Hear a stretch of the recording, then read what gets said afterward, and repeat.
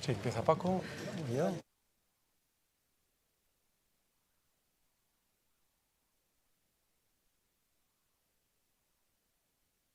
No sé. ¿Hola? Ah, Santiago, pará. Sí, ¿eh? Ah, perdón. No te había visto. ¿Qué haces, amigo? ¿Cómo estás?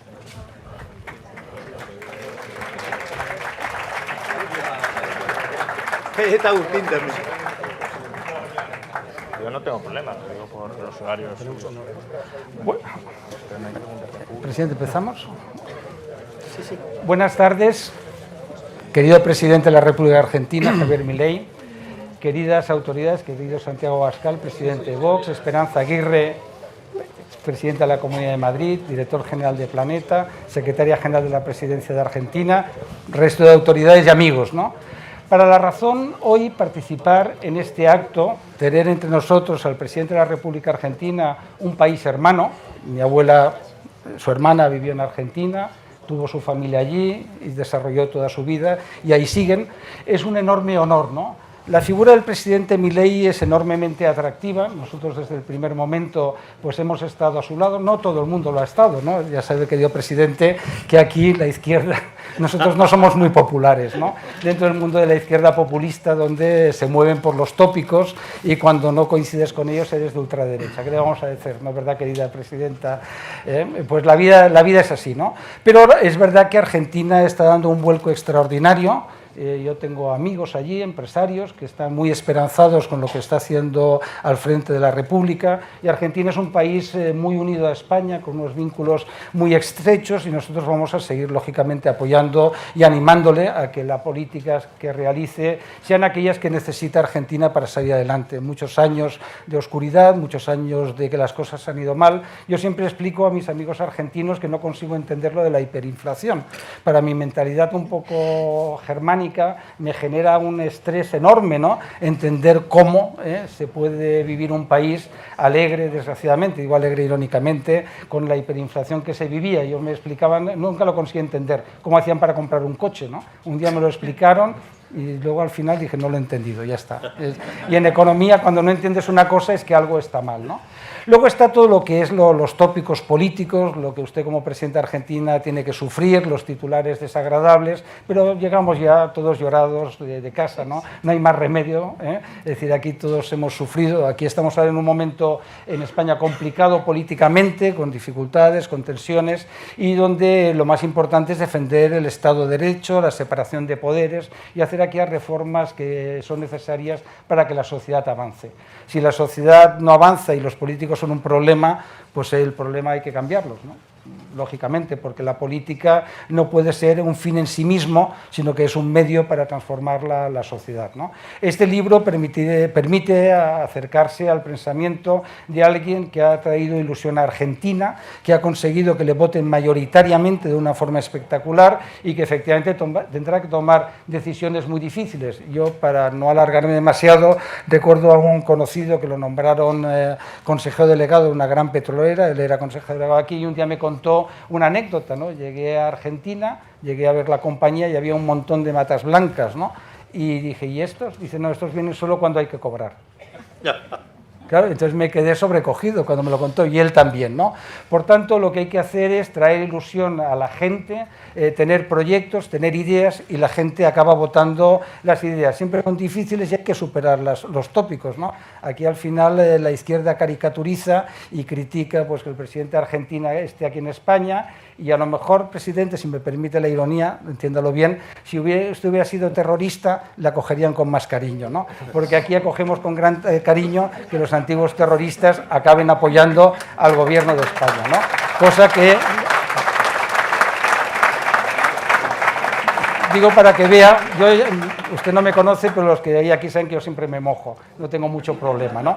Usted representa una derecha o un centro derecha patriótico, que quiere lo mejor para Argentina, que quiere que Argentina ocupe la posición que tiene que ocupar en el mundo y es la que se merece. Por tanto, muchas gracias de estar aquí en La Razón, en Argentina por supuesto, y está invitado permanentemente a estar siempre que quiera. Y ahora tiene la palabra Roger, el director de Deusto.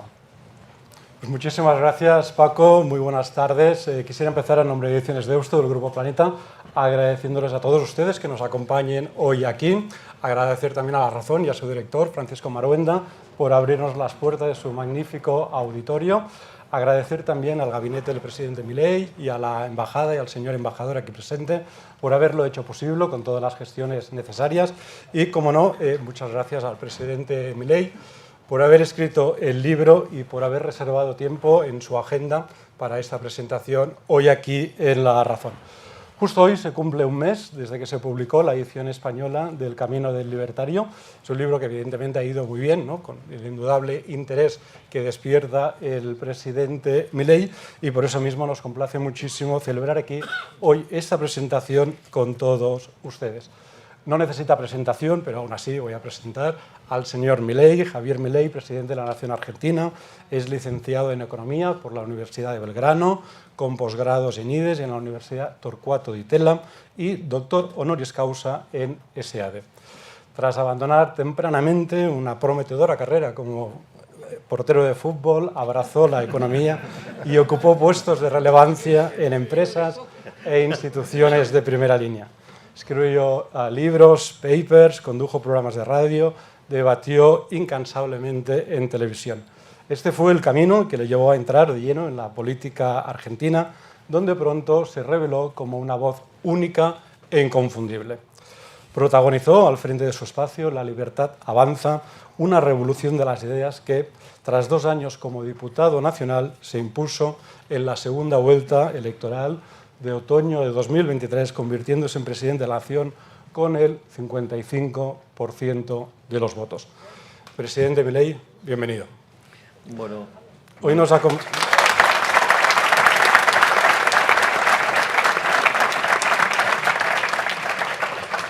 nos acompaña también aquí Juan Ramón Rayo, doctor en Economía, decano de la Universidad de las Hespérides, profesor de la Universidad Francisco Marroquín y de EA University, autor de varios bestsellers que hemos tenido también el privilegio de publicar en Ediciones Deusto, y es, asimismo, uno de los 2 prologuistas del libro que hoy presentamos. Juan Ramón, muchísimas gracias por tu incansable trabajo y por acompañarnos esta tarde. Bueno, y ahora se abre el diálogo entre los 2 personajes. Bueno, pues buenas tardes, Javier, y muchísimas gracias por estar en España, y ojalá, ya de entrada lo digo, tus ideas inspiren de verdad a la sociedad y a la política española. Eso de entrada. Pero precisamente, ¿cuáles son tus ideas? ¿Qué es el liberalismo libertario? a ver, voy a hacer una pequeña intro sobre las características del libro, digo, y además agradezco a La Razón, a Deusto, digo, por este espacio y sobre todo por tener el honor de estar con Juan Ramón aquí, que para mí es un placer enorme. El libro es un libro, es mi tercer libro con Planeta, digamos, con lo cual, y este es el primero de la serie, digamos, que es El Camino del Libertario, que es del 22, El fin de la inflación es del 23, y del 24 está en este momento Capitalismo, Socialismo y la trampa neoclásica. Este libro cuenta básicamente los elementos con los que yo llegué a ser diputado nacional. Es decir, cómo fue ese camino. Digo, lo cuento porque es relevante a los hechos de lo que estás planteando. El libro básicamente tiene 3 partes. Tiene una parte que es autobiográfica, o si ustedes quieren una biografía. Hay una que es en primera persona, que es, digo, donde yo cuento algunos aspectos de mi vida que creo que fueron importantes al momento de llegar a la política. Por ejemplo, en un momento mencionamos que yo había sido arquero de fútbol. Eso tiene una importancia mucho más fuerte de lo que uno se imagina. Ustedes piensen que en el fútbol, en el soccer, ya del vamos, el arquero, digo, se viste distinto que el resto de los jugadores. Es el único que lo puede usar las manos dentro del reglamento, es el único, digamos, que se viste distinto. Piensen que cuando hay un gol festeja todo el equipo del otro lado y el arquero está solo. el arquero además entrena solo, y si un delantero erra un gol no hay problema, pero si el arquero, digamos, comete un error, es gol en contra. Por lo tanto, eso tiene un efecto muy fuerte, digamos, sobre la personalidad, y eso hace que, digamos, sea un tipo de carácter fuerte, por decirlo de alguna manera. O por otra parte, digamos, a veces también, digamos, han hecho foco sobre, digamos, mi aspecto físico. Bueno, cuando dejé de jugar al fútbol y me dedicaba a estudiar de manera intensa en medio de, digamos, como consecuencia de la hiperinflación de 1989, que la inflación mayorista ese año llegó a cerca del 5.000%. Yo recuerdo que estaba en primer año en la facultad y estudiaba que cuando los precios suben la cantidad demandada baja. En ese momento había unas chicas que pasaban con tiqueadoras. Es más, en ese momento después se puso el código de barras. Estamos hablando en el año 89, soy un señor grande, ¿no? Digo, tengo 53 años. Y entonces pasaban remarcando los precios y la gente se tiraba sobre la mercadería. Entonces, o una de dos, o estaba mal los libros o yo era tonto. Entonces la solución de dignidad hizo que dejara de jugar al fútbol y me dedicara a estudiar de manera intensa. Y a los 20 años escribí mi primer artículo académico que se llama La hiperinflación y la distorsión de los mercados. O sea, pero en paralelo, digamos, tenía una banda de rock. Así que también, digamos, la otra parte es eso, digo, de cuando les sorprende así como el look, es que tenía una banda Stone y además cantaba. Así es que, digo, con lo cual, digamos, parte del histrionismo eso lo explica. Esa biografía en paralelo después tiene personas que me han acompañado, ¿no? O sea, testimonios muy lindos, por ejemplo, el de mi amigo Diego Zucalesca. Por ejemplo, nosotros hacíamos algo que se llamaba el consultorio de Milei en el canal de la ciudad, y básicamente lo que hacíamos era el libro de Walter Block, es decir, defendiendo lo indefendible, y era muy divertido porque siempre, digamos, Zucalesca venía compulgido y entonces le dábamos la solución Walter Block y salía muy divertido. Y eso empezó a generar tanto impacto en redes que lo llevamos al teatro y fue un éxito teatral. En un momento donde, digamos, básicamente al resto les costaba bastante llenar una sala, nosotros llenábamos salas regularmente. O, por ejemplo, hay un testimonio hermoso, por ejemplo, de Santiago Oría, que es nuestro cineasta, que plantea toda la épica como una cuestión así de superhéroe, o está el testimonio de mi hermana, o el de mi mejor amigo. O sea, son testimonios o digamos, el del presidente del Partido Libertario, y contar todas las aberraciones, porque digo, ustedes, hoy digamos se ve el output final, pero nosotros cuando arrancamos esta carrera en la Ciudad Autónoma de Buenos Aires, básicamente el jefe de gobierno de la Ciudad Autónoma de Buenos Aires salió a cooptar sellos para que nosotros no pudiéramos competir. Entonces era que no íbamos a poder competir porque no íbamos a tener sello. Logramos tener sello, digamos, a pesar de un montón de cosas bastante ásperas que nos pasaron en el medio. Entonces nos creó dentro de su espacio una lista de pseudos liberales para tratar de destruir a nuestro espacio, donde en lugar de competir en la interna propia de ellos, se dedicaban a ensuciar a nuestra estructura, lo cual, digamos, parecía rarísimo. Un método bastante sucio también de tratar de cooptar personas cercanas a uno para que le clave un puñal en la espalda. Era un método de hacer política bastante violento. Después dijeron que no íbamos a poder pasar las PASO, que era un mínimo de 2% de los votos. Después dijeron que íbamos a perder contra el voto en blanco. Después dijeron que la izquierda nos iba a llenar de goles y terminamos sacando el 17% de los votos. Conseguimos dos bancas de diputado nacional, 5 de legisladores porteños.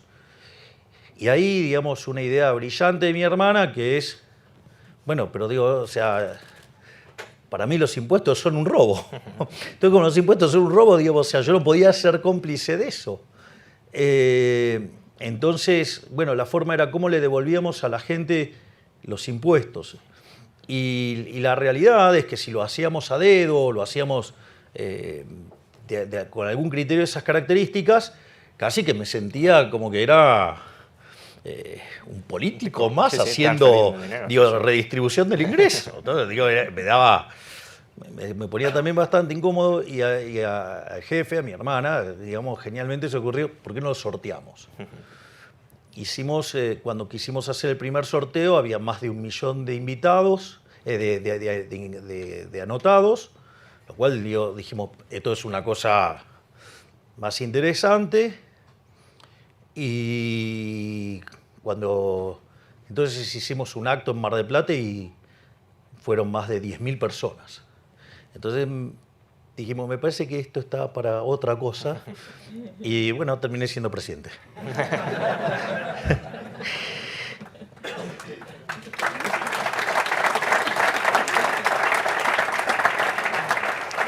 Después, el libro tiene una parte que es sobre cuáles temas de la teoría económica que yo llevaba a los distintos debates y programas de televisión y demás, con los que me hice muy popular.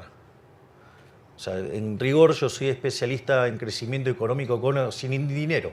Es decir, sé cómo hacer crecer una economía y sé cómo, digamos, terminar con la inflación.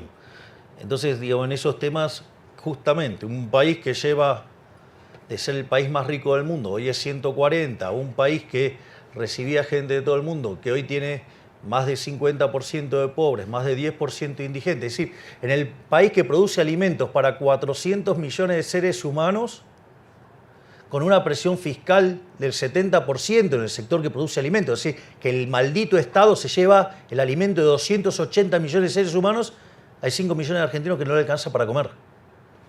Muy eficiente. Entonces, en ese contexto, digamos, además, cuando yo empecé a ir a la tele, estaba más solo que Adán en el Día de la Madre. Porque, digamos, eran todos socialistas, todos colectivistas, todos políticamente correctos. O sea, y lo único que, digamos, o sea, y era luchas desiguales. Eran 15-1, no es que, digamos, o sea, Gladiator era un chiste al lado de lo que me tocaba a mí. Y bueno, pero así, digamos, con la teoría económica debajo del brazo, la evidencia empírica y lo que iba pasando en la realidad, las ideas fueron ganando espacio. Y básicamente la parte 2 son aquellos temas que a mí me parecen, cuando hice el libro para el 2022, que eran los más relevantes en ese debate. De hecho, digo, hoy se sigue discutiendo los temas de crecimiento, hoy se siguen discutiendo los temas de inflación, hoy se siguen discutiendo los temas del atraso cambiario. Es decir, hay uno que se llama atraso cambiario, cuando los economistas son parte del problema. De hecho, vengo de dar una conferencia esta semana frente a empresarios explicando, digamos, que eso del atraso cambiario está mal, pero no importa. Y después, la tercera parte del libro tiene mis discursos de campaña y como cierre tiene la discusión del presupuesto ya siendo diputado. O sea, eso es básicamente la estructura del libro que, digamos, tengo el honor de que Juan Ramón me lo haya prologado. Y cuando digo liberalismo, digamos, ya lo sabés, digamos, yo suelo apalancarme sobre la definición que ha dado nuestro máximo prócer de la Seguridad de la Libertad en Argentina, que es el profesor Alberto Venegas Lynch hijo, que dice que el liberalismo es el respeto irrestricto del proyecto de vida del prójimo basado en el principio de no agresión, esto es un tema no menor, lo remarco, y en defensa del derecho a la vida, a la libertad y a la propiedad. Y además, digo, es uno de los capítulos, o sea, cuyas instituciones son la propiedad privada, los mercados libres de intervención estatal, la competencia, la división del trabajo y la cooperación social, donde solamente se puede ser exitoso En el capitalismo, sirviendo al prójimo con bienes de mejor calidad o mejor precio. Es decir, que en el fondo un capitalista exitoso es un benefactor social, es un héroe. Digamos, o digamos, si no lo podemos poner en los formatos de ancho basto, ¿no? Digamos, o sea, capitalismo, ahorro y trabajo duro. No hay nada más. No hay otra nada cosa. más que eso, no hay más misterio que eso. Entonces, siendo esto el liberalismo libertario, tú has dicho muchas veces, y creo que es así, que eres el primer presidente liberal libertario de la historia, al menos autodeclaradamente liberal libertario, sin duda alguna lo eres. ¿Qué crees que puede aportar el liberalismo libertario a Argentina? Si te parece, luego hablamos a corto y a largo plazo, pero a Argentina y al resto del mundo que no estén aportando ahora mismo otros movimientos políticos como, no sé, claramente el socialismo, la socialdemocracia, pero también el nacionalismo, el conservadurismo. Es decir, ¿cuál es el hecho diferencial del liberalismo libertario frente al resto de movimientos políticos? A ver, esto es una pregunta sumamente interesante, porque el upgrade que implica el liberalismo en términos de implementación política es un upgrade en términos morales. Digo, pero esto no es una cuestión menor, porque lo voy a hacer con un ejemplo, digamos, quizás no es tan simple en España, digo, porque algunos de los padecimientos que tenemos nosotros no están, pero, por ejemplo, el control de capitales, ¿no? Es decir, el hecho de que uno no pueda decidir qué moneda comprar, en qué moneda quedarse. Bueno, eso por ejemplo, es una salvajada, digo, y es profundamente inmoral. Entonces, por ejemplo, ¿por qué ocurre eso? Porque Argentina, digo, genera como consecuencia de esa frase nefasta que le gusta a todo el surderío, que es de donde hay una necesidad nace un derecho. El problema es que las necesidades son infinitas, el derecho alguien lo tiene que pagar. Digo, recuerden esto, los derechos alguien los tiene que pagar. Y como los recursos son finitos, ahí aparece el gran problema, digo, que se manifiesta como déficit fiscal. En general, cuanto más inmoral es un político, lo financia con deuda. Vean que siempre la dimensión moral, o sea, y esto el liberalismo lo aporta de lleno. ¿Por qué es inmoral la deuda? La deuda es inmoral porque la fiesta de hoy se lo estoy pasando a las generaciones futuras. Es como que nosotros nos fuéramos todos de fiesta y le pasemos la cuenta a nuestros nietos. ¿Cómo lo calificarían? Poner una cosa bastante fea. Entonces, o por ejemplo, digamos, financiarlo con emisión monetaria, que es un impuesto no legislado. Digo, los impuestos son un robo y este también es un robo. En realidad el verdadero robo es el señoriaje, es la emisión de dinero. Pero no solo eso, sino que además es profundamente regresivo. Entonces pega con más fuerza sobre los más vulnerables. Es decir, en Argentina, por ejemplo, pasa que los mayores fanáticos del señoriaje y el impuesto inflacionario son los progres. Y son una máquina de producir pobres. Y lo otro directamente son los impuestos, que directamente es un robo, es una confiscación. Entonces, ¿qué es lo que pasa? Cuando se quedan ya sin recursos, terminan yendo por la emisión monetaria. Y eso empieza a generar inflación. Como no les gusta la inflación, digo, porque es un efecto nocivo y que a la gente le molesta, entonces, ¿qué es lo que hacen? Para tratar de controlar los precios, fijan el tipo de cambio. Y al fijar el tipo de cambio se empiezan a perder reservas. Digo, de manual. Entonces, como no les gusta perder de reservas, ¿qué hacen? Ponen control de capitales. El control de capitales no solo que está vulnerando la libertad de ustedes de decidir en qué moneda ahorrar, sino que además les está destrozando el consumo futuro, pero no solo eso, además los obliga a retener más de la moneda local. Por lo tanto, aumenta la base imponible del impuesto inflacionario por la fuerza. Es decir, entonces vean que el control de capitales, por ejemplo, es una política fuertemente inmoral, es una aberración. O, por ejemplo, esto es un ejemplo divertidísimo. Divertidísimo, salvo que haya que vivirlo. Otra de las cosas que hacen los políticos es en lugar de atacar las causas, van sobre los efectos, entonces ponen controles de precios. Entonces, por ejemplo, durante la última etapa del kirchnerismo, antes de que llegáramos nosotros al poder, entonces, ¿qué es lo que hizo el kirchnerismo? Frente al hecho de que estaban subiendo los precios y que no les cumplían los acuerdos de precio y aparecía el desabastecimiento, por lo cual también hay ley de abastecimiento, ley que nosotros hemos eliminado con el DNU. Pero no solo eso, sino que además es interesante. Entonces, ¿qué hicieron? Mandaron a la patota de los sindicatos con palos para controlar los precios.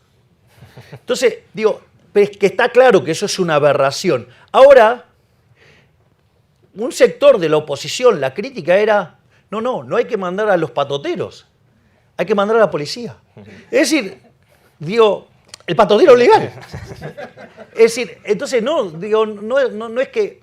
Pero esto, es más, fíjense, terminan siendo más nefastos y más siniestros que los propios populistas kirchneristas, porque el populista kirchnerista mandó a los patoteros, se terminó el gobierno kirchnerista, nadie manda más a esos patoteros.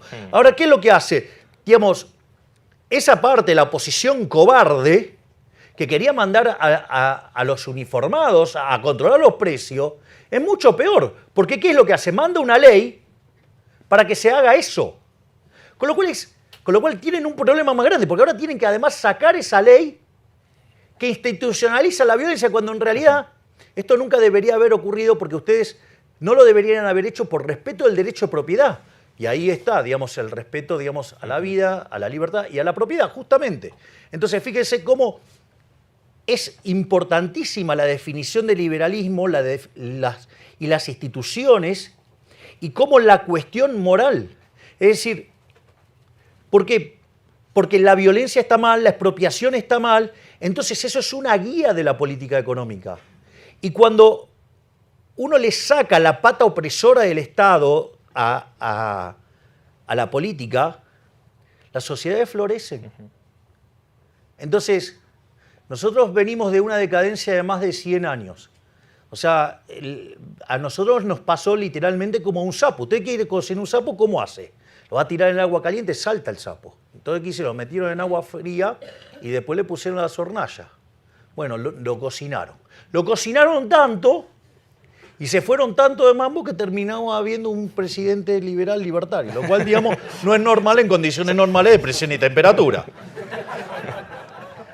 Pero lo más interesante de esto, bueno, de hecho yo siempre dije que mi caso era un canto al error tipo 2. O sea, el error tipo 1 es cuando usted hace todo bien y le sale mal.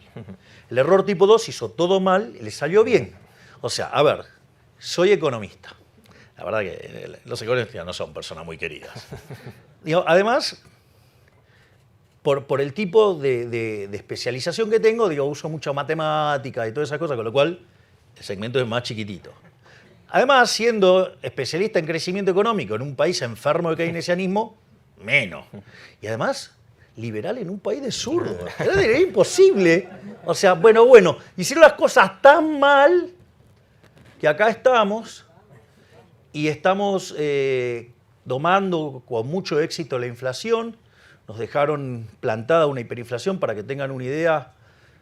Cuando nosotros llegamos, la inflación estaba corriendo al ritmo del 1% diario, es decir, al 3.700 anual. En la segunda semana de diciembre ya estaba al 7.500. La inflación mayorista del mes de diciembre estaba en 54%, que anualizado da 17.000. Y bueno, hoy, digamos, se va a estar conociendo también los datos de inflación mayorista, con un derrumbe verdaderamente fenomenal, que muestra de la tarea enorme que estamos haciendo. Recibimos el país con...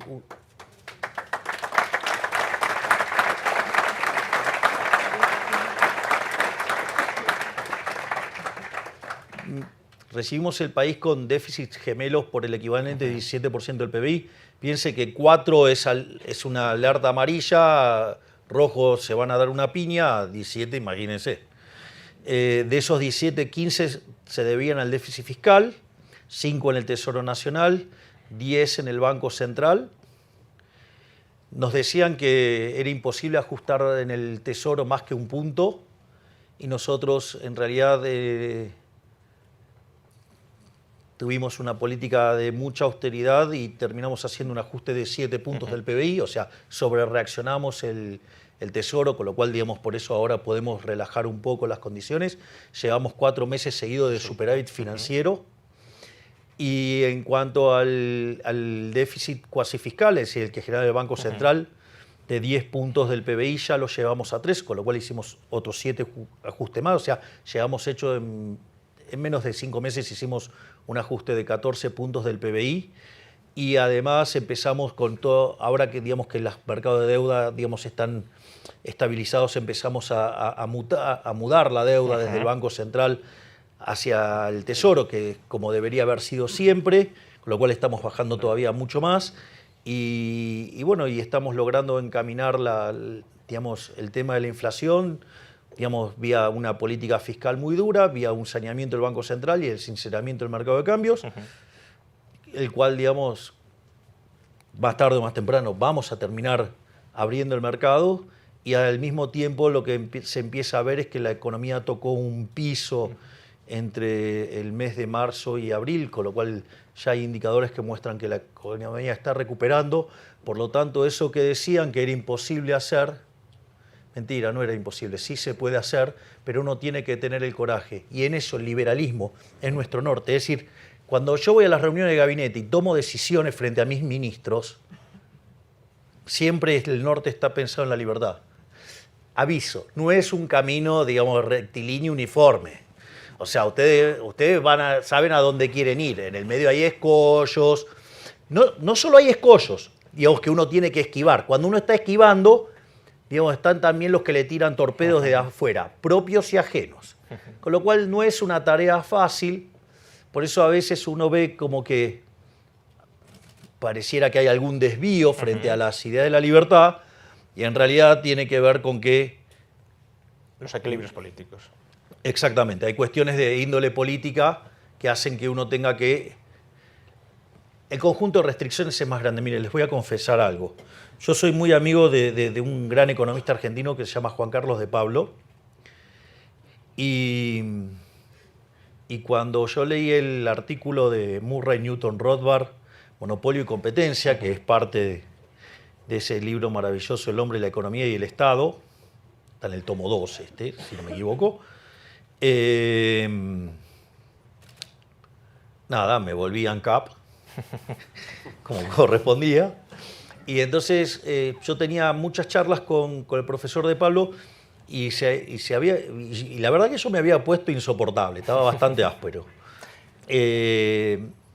Y el profesor de Pablo, digamos, él entrevistó a todos los ministros de Economía y presidente del Banco Central desde la mitad del siglo XX en adelante. Entonces, a mí una de las cosas que decía, pero ¿por qué, digamos, alguien que sabe tanto y con tantas cosas es tan condescendiente? Y si bien yo siempre traté de incorporar las restricciones, vos sabés que tenemos muchas de nuestras filas que les cuesta incorporar las restricciones,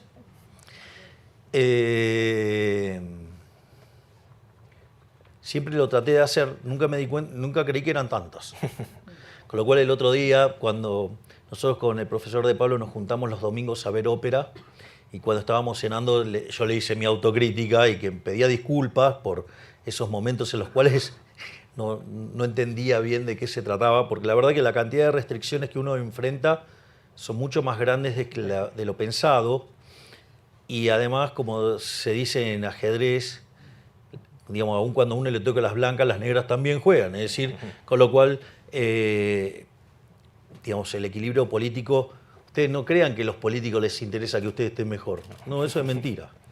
Lo único que les interesa es estar bien ellos en general y no sé, y en 25º orden le debe importar lo que le pasa al país.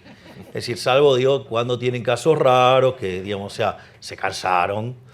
Pero, digo, de vuelta, hay que llegar a situaciones muy límites como la que llegamos nosotros y en esa carambola aparecimos y la buena de esto es que se nos prendieron los reflectores en todos lados y estamos incomodando a los rojitos por todo el mundo.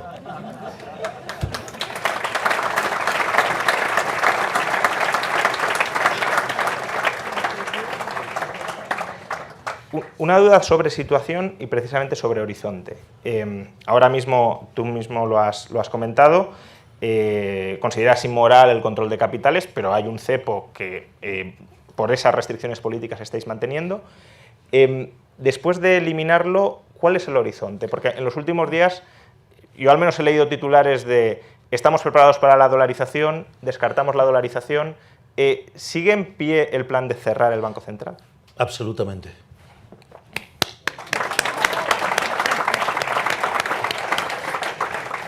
El punto es el siguiente. Nosotros, digo, para más o menos tener la idea de la herencia que recibimos en el Banco Central. El Banco Central, por cada peso de base monetaria, había más de 3 de pasivos remunerados, que era lo que generaba este tremendo déficit cuasi fiscal de 10 puntos del PBI. Al mismo tiempo había deuda con importadores, la famosa CIRA, que eran más de 50.000 millones de dólares. Las reservas netas del Banco Central eran negativas en 12.000 millones de dólares. Había control de capitales y la brecha era del 200%, o sea, era una relación 3-1, el paralelo respecto al oficial. Además, teníamos vencimientos en pesos por el equivalente a 90.000 millones de dólares. Teníamos vencimientos externos por 24.000 millones de dólares con el acuerdo con el fondo caído. Y además teníamos dividendos atrapados. Y además el gobierno anterior utilizó, como los bancos no querían financiar el déficit fiscal de manera directa, se utilizó al Banco Central como un mecanismo indirecto, que son estos instrumentos de los puts, que son puts americanos que encima me los pueden ejecutar cuando se les da la gana. Entonces, básicamente, los grifos de la emisión son el sector público, ese grifo nosotros lo atacamos con el superávit fiscal. Está el grifo del sector externo, ese es contra demanda de dinero, en principio no sería un problema, igual nosotros lo esterilizamos básicamente para recomponer digamos, la posición del Banco Central. Es más, de hecho, los compra el Estado, digamos, con el superávit y va sacando deuda del Banco Central para, digamos, que se vaya recomponiendo. De hecho, el gobierno anterior, que vendía dólares todo el tiempo, nosotros en 5 meses compramos 16.000 millones de dólares. Sí. No solo eso, sino que además teníamos los mecanismos de emisión endógena, ya sea el tema de los pases. Para que se den una idea, había instrumentos que tenía el Banco Central que eran a 1 mes, 3 meses, 6 meses, 1 año, y para cuando llegamos nosotros lo pasaron todos a 1 día. Es decir, nos podían cuadruplicar la cantidad de dinero en 1 día. O sea, ¿se imaginan lo que hubiera sido eso? Entonces, el problema ya no era un problema solo de flujos, sino que teníamos un problema de stocks enormes. Entonces, por un lado, digamos, fuimos licuando los pases. Por otra parte, estamos pasando la deuda de los pases. Digamos, de hecho, ayer hemos eliminado 1/3 de los pases. Estamos trabajando en la solución del tema de los puts. Por lo tanto, estamos terminando con todos los factores de emisión endógena y estamos haciendo unas sucesivas operaciones de BOPREAL para limpiar el problema de lo que tiene que ver con los dividendos retenidos, para calzar los flujos de fondos. ¿Por qué? Porque si yo liberara todos esos fondos todos juntos, van y coyunturalmente me generan un aumento de demanda de divisas muy profundo. Eso me puede hacer saltar el tipo de cambio violentamente, me hace caer la demanda de dinero y me gatilla una hiper. Entonces, hasta que no termino de arreglar el problema de los stocks, no puedo abrir el cepo. Pero fíjate esto, nosotros hicimos un sinceramiento del tipo de cambio y lo llevamos a un nivel corregido por impuesto país, que daba el tipo de cambio de mercado. Si hay un tipo de cambio de mercado. Y la brecha, y no hay brecha, ese es un dato no menor.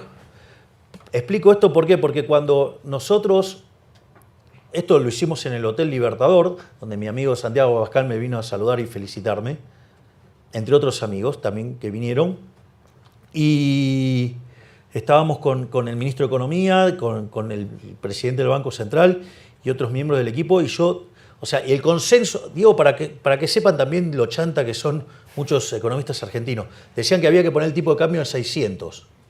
Y tenían una hipótesis de que si salía bien, la inflación era más alta que la que hemos tenido. Y son lo mismo que ahora hablan de atraso cambiario. Nosotros, digo, concretamente esa decisión, digo, la tomé yo. Yo le dije al ministro Caputo, pongamos el tipo de cambio en algo que quede similar al mercado. Porque eso lo que iba a hacer era achicar el exceso de demanda, de divisas, nos achicaban los otros excesos de oferta y por ende el sufrimiento en actividad y empleo iba a ser más bajo. Digo, lo cual nos dijeron de todo. Y entonces, si vos te fijas, nosotros ya estamos terminando de eliminar todos los factores de emisión endógena. Ya de hecho estamos avanzando en un acuerdo con los bancos para eliminar el tema de los puts. Ya eliminamos un tercio de los remunerados, ya bajamos en más de un 80% el déficit cuasi fiscal. Por lo tanto, y ya estamos haciendo, y ya también estamos casi por la mitad de los dividendos, al margen de que arreglamos la CIR y todos los otros temas que arreglamos. Por lo tanto, cuando nosotros terminamos de sanear el Banco Central, digamos, lo que vamos a hacer es liberar el cepo. ¿Por qué? Porque esto es importante, no va a haber emisión por fisco, no va a haber emisión por sector financiero y no va a haber emisión por sector externo, con lo cual el tipo de cambio va a ser libre. Y esta es la parte interesante de cara al futuro que vos me estás preguntando. Nosotros vamos a mandar una ley donde esté prohibido emitir dinero, o sea que la emisión monetaria sea un delito, en el cual va a ir preso el presidente del Banco Central, el directorio, el presidente de la Nación,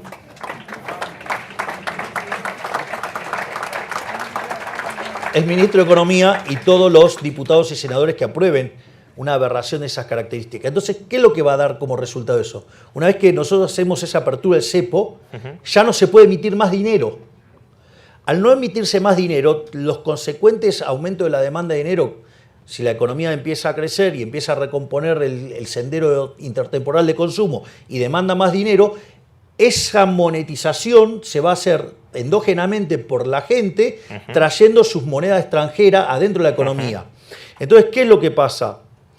Obviamente que va a haber competencia de monedas y la gente va a determinar en qué moneda la quiere hacer, pero si vos te fijás, en una economía que se expande con más demanda de dinero, que va a implicar mayor cantidad de dinero, y que lo va a traer los individuos como moneda extranjera, la que ustedes quieran, supongo que fuera dólar, para simplificarlo. Entonces van a ver más dólares dando vuelta a la economía y la cantidad de pesos sigue siendo la misma.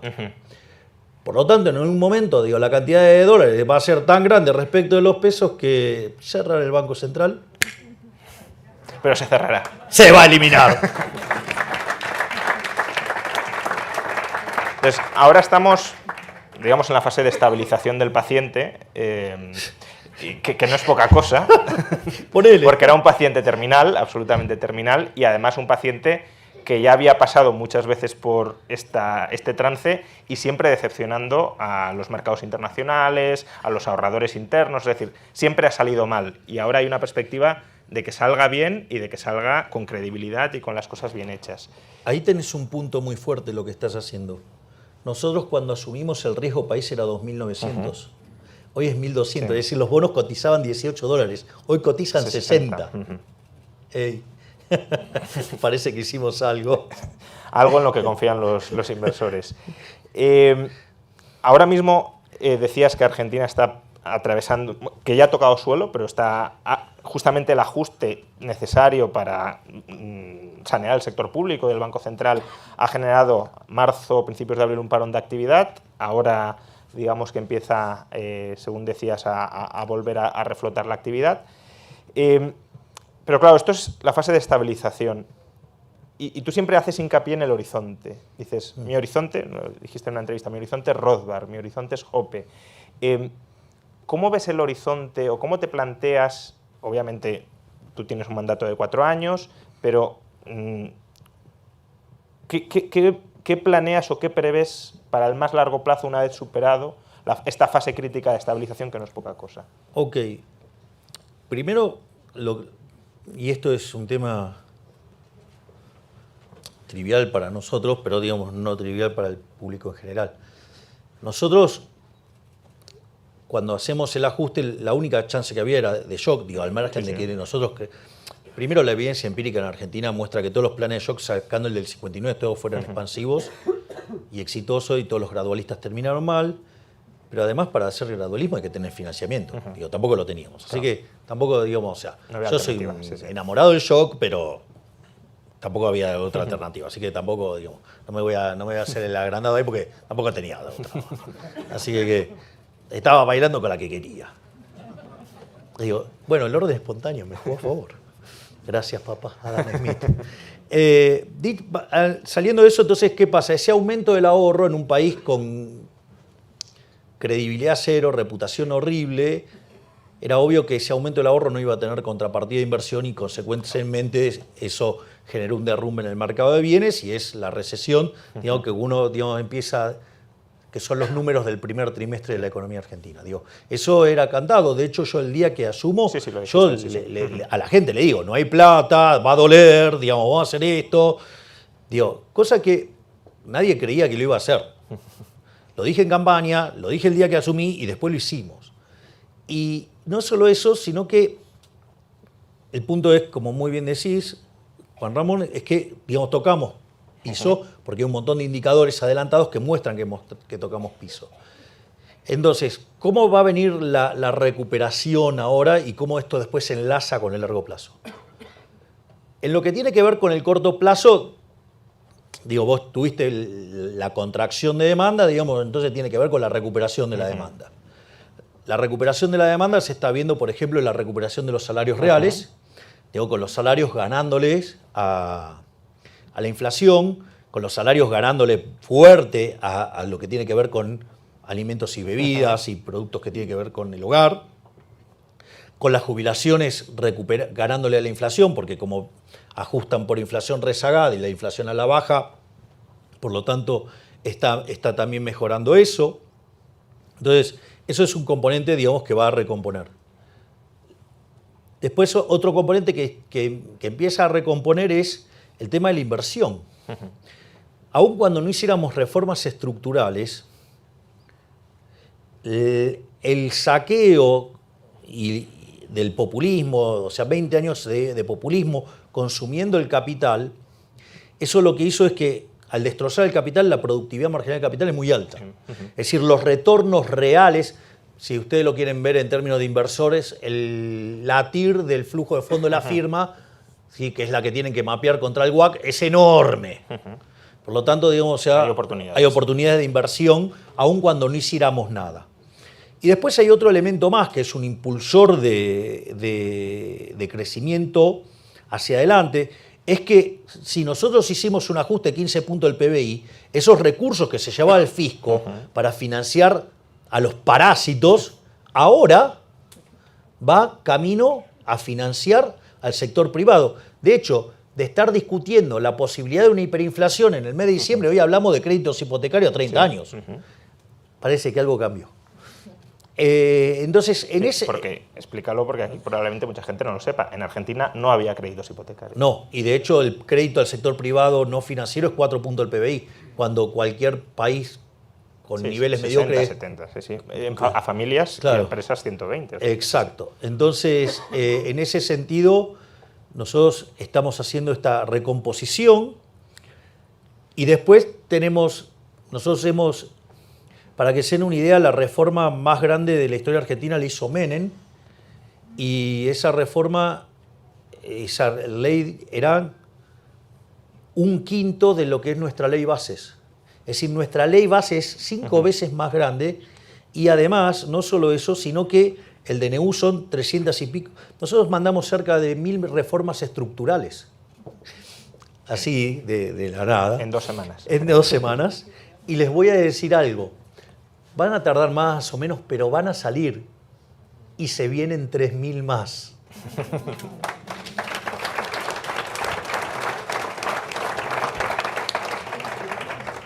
Y todas esas reformas lo que apunta es que Argentina termine siendo el país con mayor libertad económica del mundo y que de esa manera Argentina en 35 o 40 años sea una de las principales potencias mundiales como fue a fines del siglo XIX.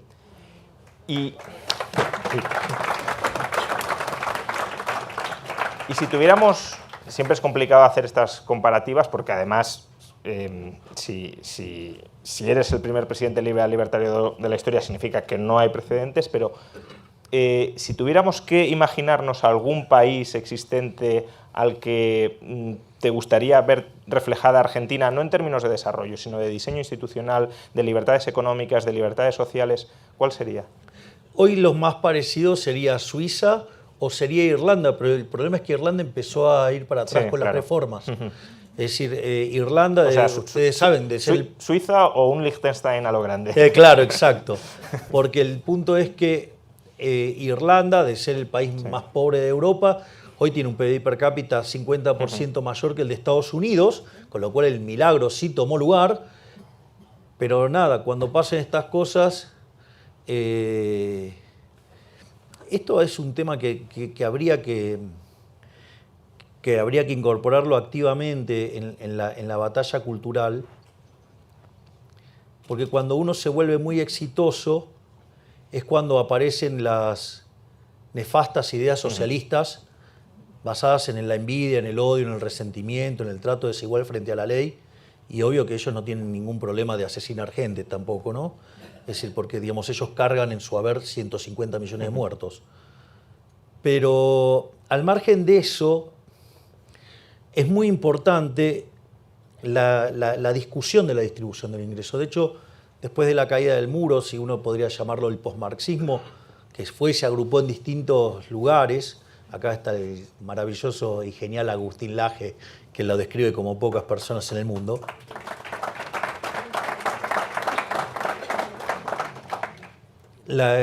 Trasladaron la idea de la lucha de clases a distintas cuestiones. Y en la economía, digamos, la discusión sigue siendo de que no niegan la superioridad en el plano productivo del capitalismo, pero dicen que es injusto y que es insoportablemente injusto. Y me parece que esa es la discusión que hay que dar, y hay que ir con los valores morales. Y cuando uno vea los valores morales aberrantes detrás del socialismo, digamos, o sea, uno se daría cuenta que es no solo como diría Huerta de Soto, un fraude intelectual, sino que es un horror en términos humanos. Y además, pero una de las cosas que el socialismo, digamos, hace muy bien ahí, y que está muy bien plasmado en un libro de Mises que se llama La mentalidad anticapitalista, es cómo recurren a las miserias humanas para implantar sus ideas. A ver, supongamos que estamos ahora todos acá en una situación de equilibrio. Viene un shock que hace que por algún motivo nosotros querramos demandar más de un bien respecto a los otros. Ese bien, digamos, naturalmente, ¿qué va a pasar? Ese bien va a subir de precio. Obviamente que aquel que logre satisfacer esa demanda le va a ir muy bien, va a ganar mucha plata. Es decir, ese tipo es un héroe. Y los socialistas logran mostrar eso como una monstruosidad de que mirá todo lo que gana y cómo se abusa de los demás, cómo está explotando a los demás. Entonces, ese mecanismo por el cual ellos meten el problema, digamos, lo que hacen es darle una justificación bonita a la envidia. Entonces, y eso genera un ataque sobre el que genera riqueza y que lo que termina haciendo, digamos, es hundir al país.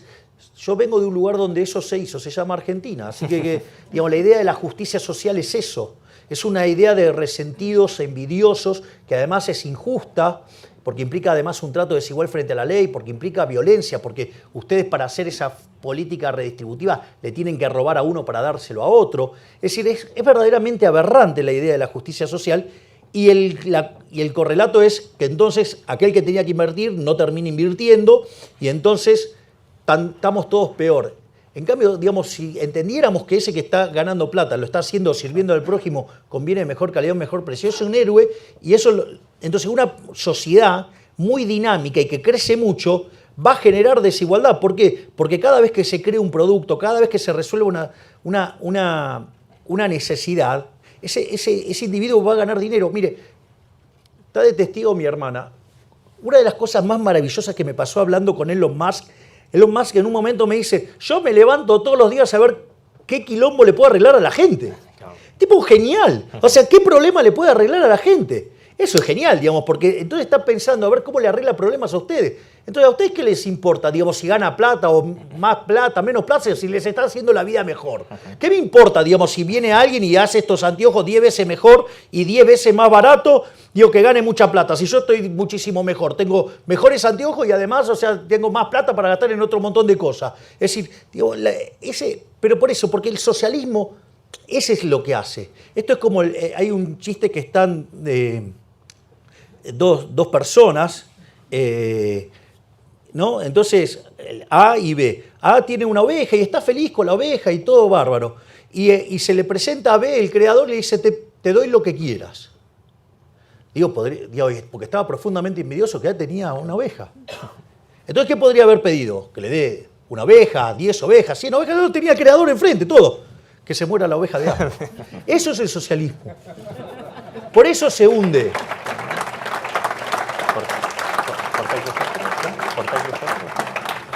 Es decir, los valores morales tienen un correlato institucional y esas instituciones son lo que terminan destruyendo o no un país. Entonces, me parece que esa es la pelea que hay que dar. Digo, donde, por ejemplo, lo que hace Juan Ramón es maravilloso, porque además, en el caso de Juan Ramón, no solo se queda en la academia, sino que además mete los dedos en la coyuntura, que es un barro Nolin. Imagínense lo que es el barro, digo, en la política. Digo, tengo barro por todos lados, pero bueno, nada. Digo, pero creo que me limpié bastante bien antes de venir. Y para terminar, Javier, que ya se va haciendo tarde, has venido a participar en un evento de Vox este domingo. Sí. ¿Cómo te gustaría, de alguna manera, inspirar no a Vox ya, sino a lo que se llaman las nuevas derechas europeas? Porque esas nuevas derechas son una amalgama de ideas muy diversas. Hay algunas que son proteccionistas, otras que tiran más hacia el libre mercado. ¿Cómo te ves tú encajando ahí? Yo voy a hacer varias referencias. La primera es,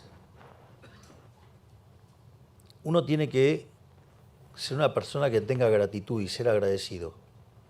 Cuando yo era un ser despreciable que nadie me quería, digamos, el único que me abrazó fue Santiago Abascal.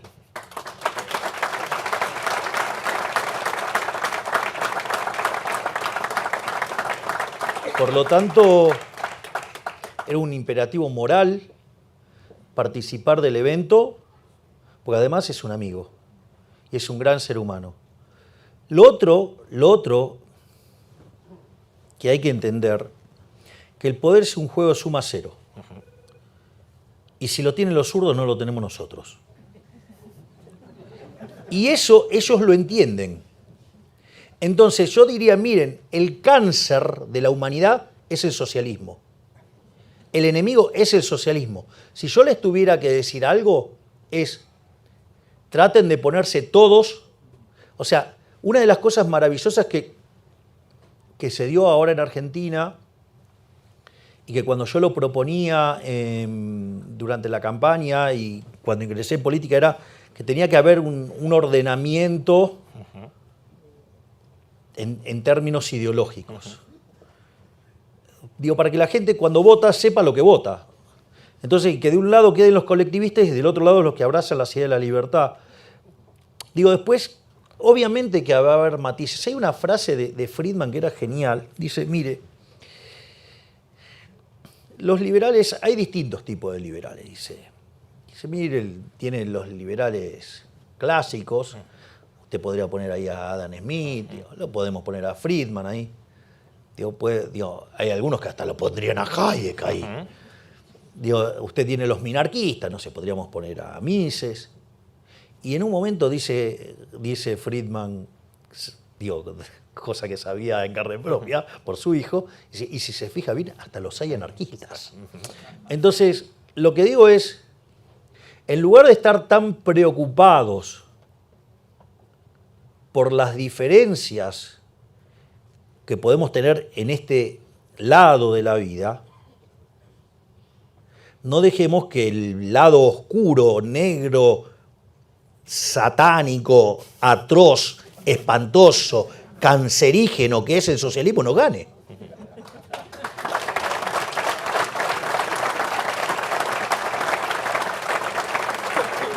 Pues hasta aquí, Javier. Muchas gracias.